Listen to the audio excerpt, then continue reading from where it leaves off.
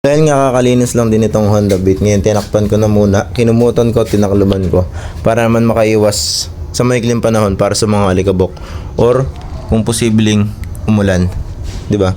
Para iwas talansik na rin kahit nakita nyo sa video na may bubong yung pinaparadaan nitong Honda Beat. Ngayon kung dumaan to sa FYP mo sa newsfeed mo at walang yellow basket, walang link yung video na to about dyan sa motorcycle cover, visit ka na lang sa profile ko, check mo yung showcase ko, no? So ito yung para takip ko sa Honda Beat. Ito naman yung takip ko para sa Skygo Prince 125. So nung huling nilinisan ko to, di ko pa ulit nagagamit. Mga 5 days na rin.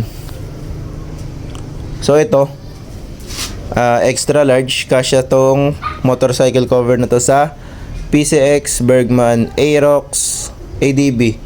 PCX Aerox Bergman ADV. So sa medyo mga bulky na katawan ng motor, kasya tong motorcycle cover na to.